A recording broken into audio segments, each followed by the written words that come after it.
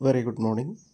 ಇವತ್ತು ನಾವೇನು ಮಾಡ್ತಾ ಇದ್ದೀವಪ್ಪ ಅಂದರೆ 2025ನೇ ಸಾಲಿನ ಪರೀಕ್ಷೆ 3 SSLC ಪರೀಕ್ಷೆ 3ರ ವಿಜ್ಞಾನ ಮಾದರಿ ಉತ್ತರಗಳನ್ನು ಅಭ್ಯಾಸ ಮಾಡ್ತಾ ಇದ್ದೀವಿ. ಅದರಲ್ಲಿ ಭೌತ ವಿಜ್ಞಾನ ಮತ್ತು ರಸಾಯನ ವಿಜ್ಞಾನ ಈ ಎರಡೂ ವಿಭಾಗದ ಮಾದರಿ ಉತ್ತರಗಳನ್ನು ನಾನು ಆಲ್ರೆಡಿ ನಿಮ್ಮ ಜೊತೆ ಡಿಸ್ಕಸ್ ಮಾಡಿದ್ದೀನಿ. ಈಗೇನಪ್ಪ ಅಂದರೆ ಜೀವವಿಜ್ಞಾನ ಬಯಾಲಜಿ ಭಾಗ ಸೆಕ್ಷನ್ ಸಿ ಜೀವವಿಜ್ಞಾನದ ಮಾದರಿ ಉತ್ತರಗಳನ್ನು ಅಭ್ಯಾಸ ಮಾಡಬೇಕು. ಹಾಗಾದರೆ ಕ್ವಶನ್ ಮೇನ್ ನಂಬರ್ 12 ಬಹು ಆಯ್ಕೆ ಪ್ರಶ್ನೆಗಳು. ಒಟ್ಟು 2 ಬಹು ಆಯ್ಕೆ ಪ್ರಶ್ನೆಗಳಿದಾವೆ, ಪ್ರತಿಯೊಂದಕ್ಕೂ 1 ಅಂಕ. 26ನೇ ಪ್ರಶ್ನೆ ನೋಡ್ರಿ. ವಿರ್ಯಾನಗಳನ್ನು ಉತ್ಪತ್ತಿ ಮಾಡುವ ಗಂಡು ಸಂತಾನೋತ್ಪತ್ತಿ ವ್ಯೂಹದ ಭಾಗ. ವಿರ್ಯಾನಗಳನ್ನು ಉತ್ಪತ್ತಿ ಮಾಡುವ ಗಂಡು ಸಂತಾನೋತ್ಪತ್ತಿ ವ್ಯೂಹದ ಭಾಗ ಯಾವುದಪ್ಪ ಅಂದರೆ ರಶನ. ಯಾವುದು? ರಶನ. ಆಪ್ಷನ್ ಬಿ ಸರಿಯಾದ ಉತ್ತರ. ಆಮೇಲೆ ವೀರ್ಯಕೋಶಿಕೆ ರಶನದಿಂದ ಏನಪ್ಪ ಅಂದರೆ ಹೊರಟಂತಹ ಇನ್ನೊಂದು ಪಾರ್ಟ್. ಆಮೇಲೆ ರಶನ ಚೀಲ ಅದು ಗಂಡು ಸಂತಾನೋತ್ಪತ್ತಿ ವ್ಯೂಹ ಭಾಗಕ್ಕೆ ಸಂಬಂಧಪಟ್ಟಂಥ ಭಾಗ. ಶಿಶ್ನ, ಹೌದಾ? ಶಿಶ್ನ ಏನಪ್ಪ ಅಂದರೆ ಸಂತಾನೋತ್ಪತ್ತಿ ವೇಳೆಯಲ್ಲಿ ವಿರ್ಯಾಣುಗಳನ್ನು ಹೆಣ್ಣು ಸಂತಾನೋತ್ಪತ್ತಿ ವ್ಯೂಹಕ್ಕೆ ವರ್ಗಾಯಿಸಲು ಸಹಾಯ ಮಾಡುವಂಥ ಅಂಗ. ಆದರೆ ವಿರ್ಯಾಣುಗಳು ಉತ್ಪತ್ತಿ ಮಾಡುವಂತಹ ಅಂಗಗಳಲ್ಲ ಇವು. ಇದು ಒಂದೇ. ಯಾವುದು? ರಶನ ಒಂದೇ. ಪ್ರಶ್ನೆ 27.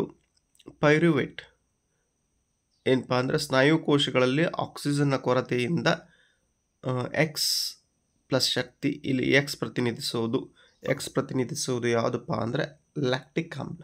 Option D. ನೋಡ್ರಿ, ಪೈರುವೇಟ್ ಇದ್ದಿದ್ದು ಜೀವಕೋಶಗಳಲ್ಲಿ ಸರಿಯಾದ ಪ್ರಮಾಣದ ಆಕ್ಸಿಜನ್ನೊಂದಿಗೆ ಕಾರ್ಬನ್ ಡೈಆಕ್ಸೈಡ್ ಮತ್ತು ಶಕ್ತಿಯನ್ನು ಬಿಡುಗಡೆ ಮಾಡ್ತದೆ. ಆಮೇಲೆ ಏನಪ್ಪ ಅಂದರೆ ಈಸ್ಟ್ಗಳಲ್ಲಿ ಎಥೆನಾಲು ಕಾರ್ಬನ್ ಡೈಆಕ್ಸೈಡ್ ಮತ್ತು ಶಕ್ತಿಯನ್ನು ಬಿಡುಗಡೆ ಮಾಡ್ತದ್ದು, ಹೌದಾ? ಕಾರ್ಬನ್ ಮೊನಾಕ್ಸೈಡ್ ಎಲ್ಲೂ ಬಿಡುಗಡೆ ಆಗೋದಿಲ್ಲ, ಬೇಡ. ಆಮೇಲೆ ಲ್ಯಾಕ್ಟಿಕ್ ಆಮ್ಲ ಸ್ನಾಯು ಸೆಳೆತಕ್ಕೆ ಕಾರಣ ಆಗ್ತದೆ. ಇದು ನೆನಪಿರಲಿ. ಇದಕ್ಕೆ ಸಂಬಂಧಪಟ್ಟಂಥ ಪ್ರಶ್ನೆಗಳು ಹೆಚ್ಚು ಬರ್ತಿರ್ತವೆ ಎಕ್ಸಾಮಲ್ಲಿ. ಇನ್ನು ಮುಖ್ಯ ಪ್ರಶ್ನೆ 13. ಕೆಳಗಿನ ಪ್ರಶ್ನೆಗಳಿಗೆ ಉತ್ತರಿಸಿ ಅಂತ 1 ಅಂಕದ 3 ಪ್ರಶ್ನೆಗಳನ್ನು ಕೇಳಿದ್ದಾರೆ. 28ನೇ ಪ್ರಶ್ನೆ. ಇಮ್ಮಡಿ ಪರಿಚಲನೆ ಎಂದರೇನು? ಹೌದಾ? ರಕ್ತವು ಪ್ರತಿಯೊಂದು ಪರಿಚಲನೆಗೆ 2 ಬಾರಿ ಹೃದಯವನ್ನು ಹಾದು ಹೋಗುತ್ತದೆ. ಇದನ್ನು ಇಮ್ಮಡಿ ಪರಿಚಲನೆ ಅಂತ ಕರೀತಾರೆ.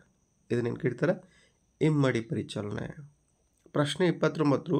ಓಝೋನ್ ಎಂದರೇನು? ಈ ಪದರದ ಅನುಕೂಲವನ್ನು ಬರೆಯಿರಿ ಅಂತ ಕೇಳಿದ್ದಾರೆ. ಓಝೋನ್ ಎಂಬುದು ಆಕ್ಸಿಜನ್ನ 3 ಪರಮಾಣುಗಳಿಂದ ರೂಪುಗೊಂಡಂಥ ಅಣುವಾಗಿದೆ. O3 ಅಂತ ಕರಿತೀವಿ ಅದನ್ನು. ಇದು ಸೂರ್ಯನಿಂದ ಬರುವಂಥ ನೆರಳಾತೀತ ವಿಕಿರಣದಿಂದ ಭೂಮಿಯ ಮೇಲ್ಮೈಯನ್ನು ರಕ್ಷಿಸ್ತದೆ, ಹೌದಾ? ಇನ್ನು ಪ್ರಶ್ನೆ 30. ಲಿಂಗಾನುಕೋಶಗಳು ಕೇವಲ ಅರ್ಧದಷ್ಟು ಪ್ರಮಾಣದ ವಂಶವಾಹಿ ವಸ್ತುವನ್ನು ಹೊಂದಿರಬೇಕು, ಏಕೆ? ಲಿಂಗಾನುಕೋಶಗಳು ಸಂಯೋಗಗೊಂಡು ಉಂಟಾಗುವ ಹೊಸ ಸಂತತಿಗಳಲ್ಲಿ ಪೋಷಕರ ಜೀವಕೋಶಗಳಲ್ಲಿರುವಷ್ಟೇ ಪ್ರಮಾಣದ ವಂಶವಾಹಿ ವಸ್ತುವನ್ನು ಸ್ಥಾಪಿಸಲು, ಹೌದಾ? ಏನಪ್ಪ ಅಂದರೆ ಡಿಪ್ಲಾಯ್ಡ್ ಸೆಟ್ ಇದ್ದಿದ್ದು ಹೆಪ್ಲಾಯ್ಡ್ ಸೆಟ್ ಆಗಬೇಕು, 2n ದಿಂದ n ಆಗಬೇಕು ಮಿಯಾಸಿಸಲ್ಲಿ. ಅದಕ್ಕೋಸ್ಕರ ಲಿಂಗಾನುಕೋಶಗಳು ಕೇವಲ ಅರ್ಧದಷ್ಟು ಪ್ರಮಾಣ ವಂಶವಾಹಿ ವಸ್ತುವನ್ನು ಹೊಂದಿರಬೇಕು. Next question number 14. ಕೆಳಗಿನ ಪ್ರಶ್ನೆಗಳಿಗೆ ಉತ್ತರಿಸಿ. 2 ಅಂಕದ 3 ಪ್ರಶ್ನೆಗಳು, 6 ಅಂಕಕ್ಕೆ. 31ನೇ ಪ್ರಶ್ನೆ. ಪರಿಸರ ವ್ಯವಸ್ಥೆಯಲ್ಲಿ ಶಕ್ತಿಯ ಹರಿವು ಯಾವಾಗಲೂ ಏಕಮುಖವಾಗಿರುತ್ತದೆ, ಕಾರಣ ಕೊಡಿ. ಇದು very very important, several time repeated question. ಇದು ಈಗಲೂ ಇಂಪಾರ್ಟೆಂಟ್ ಅಂತ ನೋಟ್ ಮಾಡ್ಕೊಂಬಿಡಿ. ಸ್ವಪೋಷಕಗಳಿಂದ ಸೆರೆ ಹಿಡಿಯಲಾದ ಶಕ್ತಿಯು ಪುನಃ ಸೌರಶಕ್ತಿಗೆ ಹಿಂತಿರುಗುವುದಿಲ್ಲ. ಸಸ್ಯಾಹಾರಿಗಳಿಗೆ ಸೇರಿ ಹೋದ ಶಕ್ತಿಯು ಸ್ವಪೋಷಕರಿಗೆ ಹಿಂದೆ ಬರುವುದಿಲ್ಲ. ಶಕ್ತಿಯು ವಿವಿಧ ಪೋಷಣಾಸ್ತರಗಳ ಮೂಲಕ ಕ್ರಮೇಣವಾಗಿ ಮುಂದೆ ಸಾಗಿದಂತೆ ಹಿಂದಿನ ಹಂತಗಳಿಗೆ ಸಿಗುವುದಿಲ್ಲ. ಆಹಾರ ಸರಪಳಿಯನ್ನು ನೋಡಿದ್ರೆ ಶಕ್ತಿ ಮುಮ್ಮುಖವಾಗಿ ವರ್ಗಾವಣೆ ಆಗ್ತದೆ, ಅದು ಯಾವತ್ತೂ ಹಿಮ್ಮುಖವಾಗಿ ಚಲಿಸೋದಿಲ್ಲ. ಅದಕ್ಕೆ ಶಕ್ತಿ ಏಕಮುಖವಾಗಿರ್ತದೆ ಅಂತ ಹೇಳ್ಬೋದು. 2 ಅಂಕದ ಪ್ರಶ್ನೆ ಅದು. ಪ್ರಶ್ನೆ 32. ವಫೆ ಮತ್ತು ಪಕ್ಕೆಲುಬುಗಳ ಚಲನೆಯು ಶ್ವಾಸಕೋಶದೊಳಗೆ ಗಾಳಿ ಹೀರಲ್ಪಡುವುದಕ್ಕೆ ಹೇಗೆ ಸಹಾಯಕವಾಗಿದೆ ಅಂತ ಕೇಳಿದ್ದಾರೆ. ಡಿಫರೆಂಟ್ ಕ್ವಶನ್ ಇದು, ಇಂಪಾರ್ಟೆಂಟ್ ಕ್ವಶನ್ ಇದು. ಗಾಳಿಯನ್ನು ಒಳತೆಗೆದುಕೊಂಡಾಗ ಪಕ್ಕೆಲುಬುಗಳು ಮೇಲಕ್ಕೆ ಏರುತ್ತವೆ ಮತ್ತು ವಫೆಯು ಚಪ್ಪಟೆಗೊಳ್ಳುತ್ತದೆ. ಇದರ ಪರಿಣಾಮವಾಗಿ ಎದೆಗೂಡು ದೊಡ್ಡದಾಗುತ್ತದೆ. ಇದರಿಂದ ಗಾಳಿಯು ಶ್ವಾಸಕೋಶದೊಳಗೆ ಹೀರಲ್ಪಡುತ್ತದೆ ಮತ್ತು ಹಿಗ್ಗಿದ ಗಾಳಿಗೂಡುಗಳನ್ನು ತುಂಬುತ್ತದೆ. ಪ್ರಶ್ನೆ 33. ಶಲಾಕಾಗ್ರದ ಮೇಲೆ ಪರಾಗದ ಮೊಳುವಿಕೆಯನ್ನು ತೋರಿಸುವ ಚಿತ್ರವನ್ನು ಬರೆಯಿರಿ. ಪರಾಗ ನಳಿಕೆಯನ್ನು ಗುರುತಿಸಿ. ವೆರಿ ಇಂಪಾರ್ಟೆಂಟ್ ಡಯಾಗ್ರಾಮ್, 2 ಮಾರ್ಕ್ಸ್ಗೆ several times they asked in exam. ಹಾಗಾದರೆ ಪರಾಗದ ಮೊಳೆಯುವಿಕೆ ಇಂಪಾರ್ಟೆಂಟ್ ಡಯಾಗ್ರಾಮ್ ಅಂತ ನಾನು ನಿಮಗೆ ಹಿಂದಿನ ಪ್ರಶ್ನೆ ಪತ್ರಿಕೆಯನ್ನು ಬಿಡಿಸಬೇಕಾದ್ರೆ ಹೇಳಿದ್ದೀನಿ. ವೆರಿ ಈಸಿ ಡಯಾಗ್ರಾಮ್ ಇದೆ. ಪರಾಗದ ನಳಿಕೆಯನ್ನು ತೋರಿಸಿದ್ದಾರೆ ನೋಡ್ರಿ. ಚಿತ್ರಕ್ಕೆ 1.5 ಅಂಕ, ಭಾಗವನ್ನು ಗುರುತಿಸಲಿಕ್ಕೆ ಅರ್ಧ ಅಂಕ, ಟೋಟಲ್ 2 ಅಂಕ. ಮುಖ್ಯ ಪ್ರಶ್ನೆ 15. ಕೆಳಗಿನ ಪ್ರಶ್ನೆಗಳಿಗೆ ಉತ್ತರಿಸಿ. 3 ಅಂಕದ 3 ಪ್ರಶ್ನೆಗಳನ್ನು ಕೇಳಿದ್ದಾರೆ. ಒಟ್ಟು 9 ಅಂಕಕ್ಕೆ 34A. ದ್ವಿತೀಯ ಸಂಶ್ಲೇಷಣೆ ನಡೆಯುವಾಗ ಜರುಗುವ ಘಟನೆಗಳನ್ನು ಬರೆಯಿರಿ. ತಕ್ಷಣದಲ್ಲಿ ಬಳಕೆಯಾಗದ ಕಾರ್ಬೋಹೈಡ್ರೇಟ್ಗಳು ಸಸ್ಯಗಳಲ್ಲಿ ಯಾವ ರೂಪದಲ್ಲಿ ಸಂಗ್ರಹವಾಗುತ್ತದೆ ಅಂತ ಕೇಳಿದ್ದಾರೆ. ಹಂಗಾರೆ ಉತ್ತರ ನೋಡ್ರಿ. ದ್ವಿತೀಯ ಸಂಶ್ಲೇಷಣೆ ಹಂತಗಳು: ಕ್ಲೋರೋಫಿಲ್ನಿಂದ ಬೆಳಕಿನ ಶಕ್ತಿಯ ಹೀರಿಕೆ 2ನೇ ಹಂತ. ಬೆಳಕಿನ ಶಕ್ತಿಯು ರಾಸಾಯನಿಕ ಶಕ್ತಿಯಾಗಿ ಪರಿವರ್ತನೆಯಾಗುವುದು ಮತ್ತು ನೀರಿನ ಅಣುಗಳು ಹೈಡ್ರೋಜನ್ ಆಕ್ಸಿಜನ್ ಆಗಿ ವಿಭಜಿಸಲ್ಪಡುವುದು. 3ನೇ ಹಂತ ಕಾರ್ಬನ್ ಡೈಆಕ್ಸೈಡ್ ಕಾರ್ಬೋಹೈಡ್ರೇಟ್ ಆಗಿ ವಿಭಜಿಸಲ್ಪಡುವುದು. ಇನ್ನು ಸಸ್ಯಗಳಲ್ಲಿ ಪಿಷ್ಟ ರೂಪದಲ್ಲಿ ಸಂಗ್ರಹಣೆ ಆಗ್ತದೆ. ಇದು ಎ ಕ್ವಶನ್ ಆಯಿತು. ಇನ್ನು ಬಿ ಕ್ವಶನ್ ನೋಡೋಣ. ಪತ್ರರಂಧ್ರದ ಕಾರ್ಯಗಳನ್ನು ಬರೆಯಿರಿ. ಪತ್ರರಂಧ್ರದ ಕಾರ್ಯಗಳನ್ನು ಬರೆಯಿರಿ. ಹಂಗಾರೆ ನೋಡ್ರಿ ಬಿ. ಅನಿಲಗಳ ವಿನಿಮಯವಾಗಲು ಪತ್ರರಂಧ್ರಗಳು ಸಹಾಯ ಮಾಡುತ್ತದೆ. ಬಾಷ್ಪ ವಿಸರ್ಜನೆಯಿಂದ ಸಸ್ಯ ದೇಹದಲ್ಲಿ ನೀರಿನ ಸಮತೋಲನ ನಿರ್ವಹಿಸುತ್ತವೆ. ಹೌದಾ? ಇನ್ನು ಏನಪ್ಪ ಅಂದರೆ ಇದೇ ಪ್ರಶ್ನೆ ಅಥವಾ ಪ್ರಶ್ನೆಯನ್ನು ಕೇಳಿದರೆ ಆ ಪ್ರಶ್ನೆಯನ್ನು ನೋಡೋಣ. ವಿಸರ್ಜನೆ ಎಂದರೇನು? ಸಸ್ಯಗಳು ತ್ಯಾಜ್ಯ ಪದಾರ್ಥಗಳನ್ನು ಹೊರಹಾಕಲು ಬಳಸುವ ವಿಧಾನಗಳು ಯಾವುವು ಅಂತ ಕೇಳಿದೆ. ಹಾಗಾದರೆ ಹಾನಿಕಾರಕ ಚಯಾಪಚಯ ತ್ಯಾಜ್ಯಗಳನ್ನು ದೇಹದಿಂದ ಹೊರಹಾಕುವ ಜೈವಿಕ ಪ್ರಕ್ರಿಯೆಯನ್ನು ಜೈವಿಕ ಪ್ರಕ್ರಿಯೆಯನ್ನು ವಿಸರ್ಜನೆ ಎಂದು ಕರೆಯುವರು. ಇನ್ನು ಅಲ್ಲೇ ಮತ್ತೇನಪ್ಪ ಅಂದ್ರೆ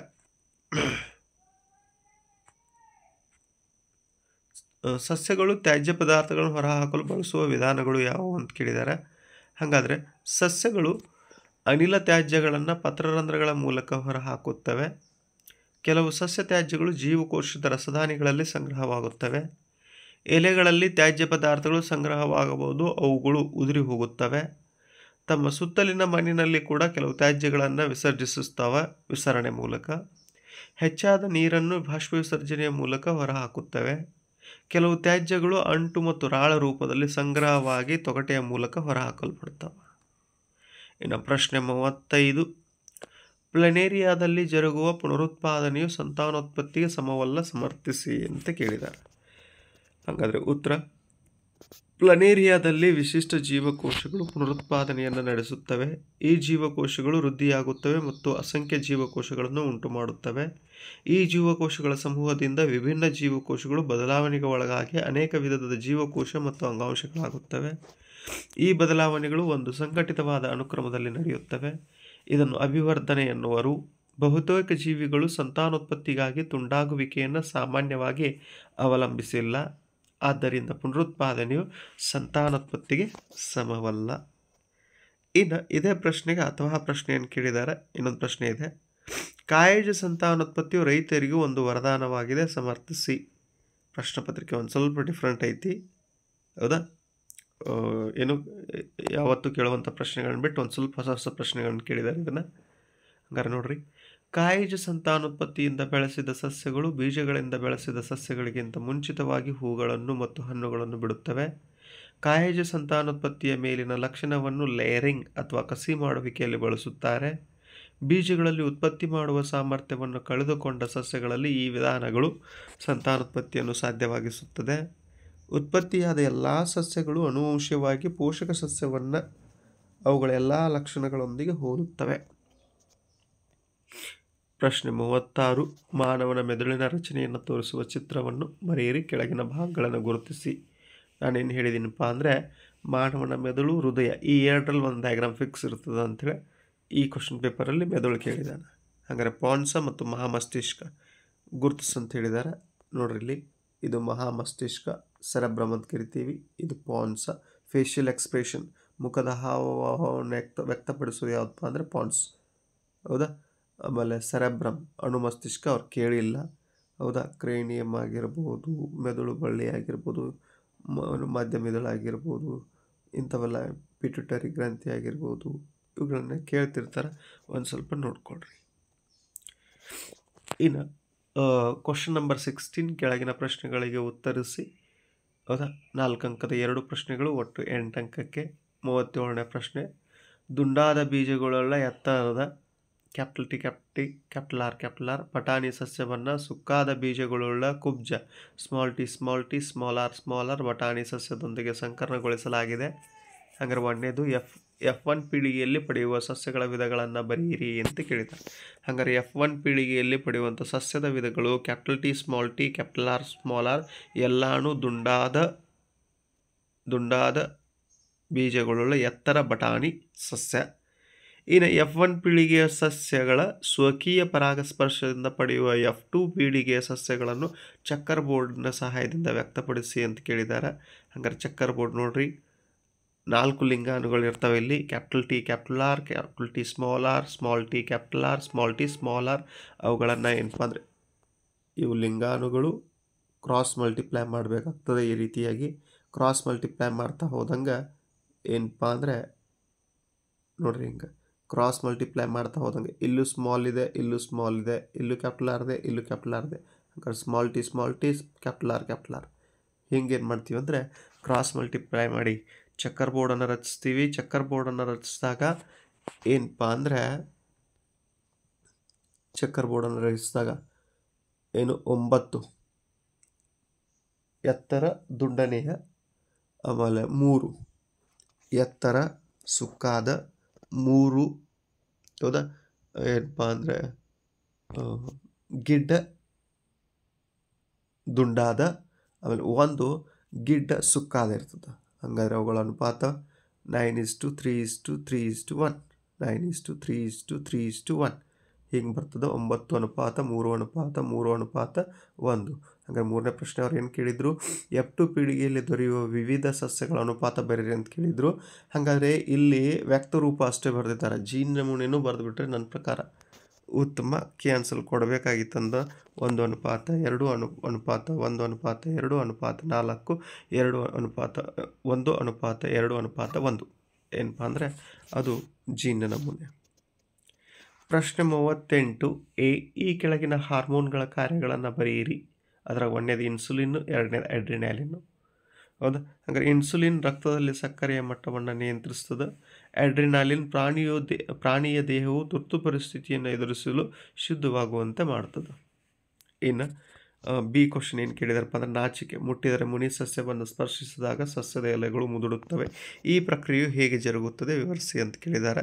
ಹಾಗಾದರೆ ಸಸ್ಯವನ್ನು ಸ್ಪರ್ಶಿಸಿದಾಗ ಸ್ಪರ್ಶಕ್ಕೆ ಒಳಗಾದ ಬಿಂದುವಿಗಿಂತ ವಿಭಿನ್ನವಾದ ಬಿಂದುವಿನಲ್ಲಿ ಚಲನೆ ಉಂಟಾಗ್ತದೆ. ಸ್ಪರ್ಶಕ್ಕೆ ಒಳಗಾದ ಮಾಹಿತಿಯು ಜೀವಕೋಶದಿಂದ ಜೀವಕೋಶಕ್ಕೆ ವಿದ್ಯುತ್ ರಾಸಾಯನಿಕ ವಿಧಾನಗಳ ಮೂಲಕ ತಲುಪುತ್ತದೆ. ಇದರಿಂದ ಸಸ್ಯ ಜೀವಕೋಶಗಳು ತಮ್ಮೊಳಗಿನ ನೀರಿನ ಪ್ರಮಾಣವನ್ನು ಬದಲಾಯಿಸಿ ತಮ್ಮ ಆಕಾರವನ್ನು ಬದಲಿಸುತ್ತವೆ. ಇದು ಸಸ್ಯದಲ್ಲಿ ಚಲನೆಯನ್ನು ಉಂಟು ಮಾಡ್ತದೆ.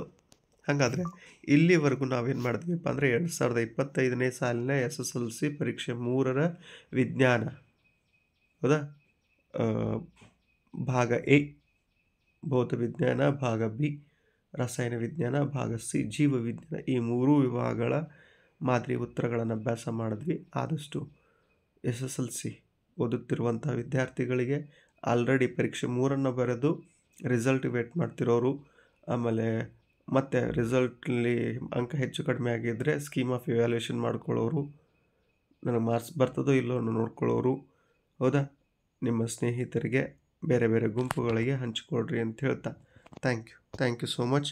ಆಮೇಲೆ 10ನೇ ತರಗತಿಯ ಅಧ್ಯಯನ ಬಳಗಕ್ಕೆ ಏನಾದರೂ ಸೇರ್ಕೊಳ್ಬೇಕಂತ ಇದ್ದೀರ ಅಂದರೆ ವಾಟ್ಸಪ್ ಗ್ರೂಪ್ಗೆ 9481035821 ಇದಕ್ಕೆ ನಂಗೆ ವಾಟ್ಸಪ್ ಮಾಡೋದ್ರ ಮೂಲಕ ನಿಮ್ಮ ಹೆಸರು, ತರಗತಿ, ಯಾವ ತರಗತಿಯಲ್ಲಿ ಓದ್ತಾ ಇದ್ದೀರಾ, ಹೌದಾ, ಅದಕ್ಕೆ ತಕ್ಕಂತೆ 8ನೇ ತರಗತಿಯಲ್ಲಿ ಓದ್ತಾಯಿದ್ರೆ 8ನೇ ತರಗತಿ 9ನೇ 10ನೇ ಗುಂಪುಗಳಲ್ಲಿ ನಿಮ್ಮನ್ನು ಸೇರಿಸಿ ನಾನು ಮಾಡುವಂಥ ಪ್ರತಿಯೊಂದು ಕಾರ್ಯವನ್ನು ನಿಮ್ಮ ಜೊತೆ ಹಂಚ್ಕೊಳ್ತೀನಿ ಅಂತ ಹೇಳ್ತಾ ಥ್ಯಾಂಕ್ ಯು ಸೊ ಮಚ್.